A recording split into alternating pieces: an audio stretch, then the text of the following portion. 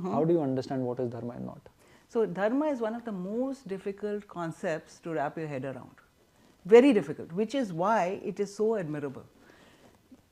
Sri Rama he is called Maryada Purushottam because he stayed within the boundaries of Dharma.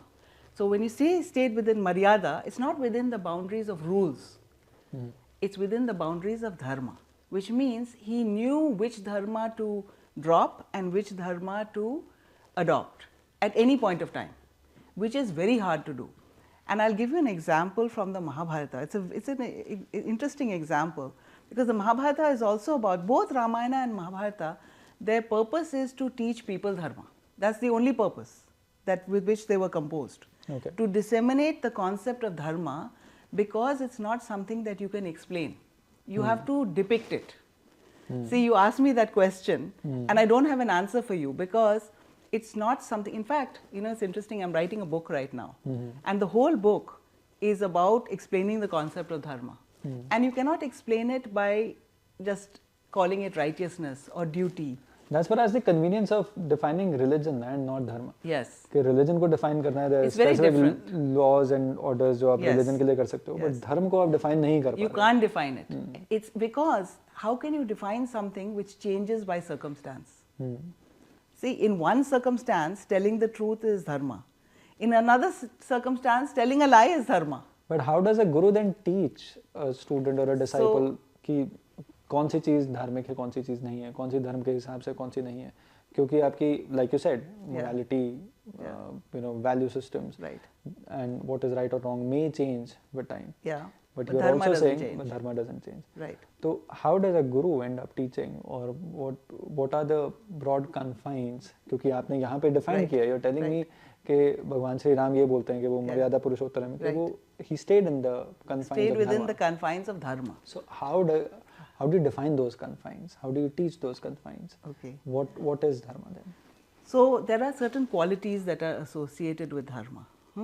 So, you know, we consider the bull, you know, Nandi, the bull standing on 4 legs is 4 aspects of Dharma. So you can say, like, you know, one leg is Satyam, which is truth. Truth is Dharma, right? Then you can say that tapas is Dharma. That's also Dharma. Then you can say that what is tapas? Tapas is, it's translated as austerity, but Sanskrit words are very hard to translate into English. So I would say tapas is when you give of yourself. Tapa means heat. So when you do something that is hard, that is difficult, where you give of yourself, you could call that tapas. That's actually a better explanation than austerity. Sacrifice. Yeah, self-sacrifice.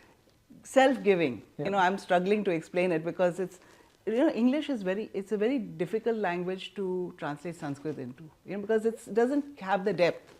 Honestly. It does not have the depth. Definitely doesn't have the depth. It's better in Hindi. It's very convenient, and it lacks linguistic structures. Exactly. There's you know, even alphabets for that matter. So English is a convenient language within that matter. And we use it, and I'm speaking in English. We are. But the fact is we would have been speaking Portuguese if it was for the Portuguese, right?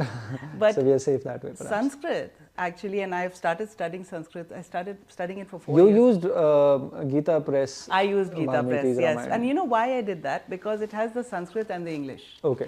I did not want to rely only on English translations. Yes. I wanted to look at the verses in Sanskrit because it's very different. You know, when you look at Sanskrit is incredibly difficult to translate, especially into English, because a lot of the concepts are not there, they're not translatable.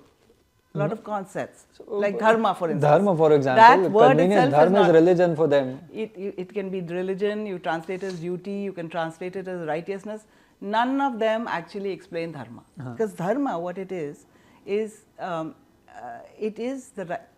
this is what I would explain it as.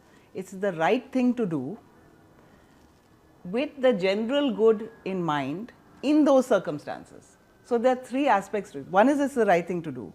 2 is it has to be in that circumstance. And the 3rd is it should be for the general good and not just for your personal good. If you're doing something for your own welfare, right, and not for others' welfare, it's not Dharma. It cannot be Dharma. Dharma has to be something that you do beyond yourself. That tapas has to be there. That tapasya bhav, which is why the Ramayana starts with that. Tapasvadhaya niratam, tapasvi vak vedamvaram, naradam paripaprachya valmikir munipungavam. So it starts with tapas. That's the first word. And why? Because the whole thing is about that, self-sacrifice. Which is what Sri Rama, what he stood for was dharma, and which comes from self-sacrifice.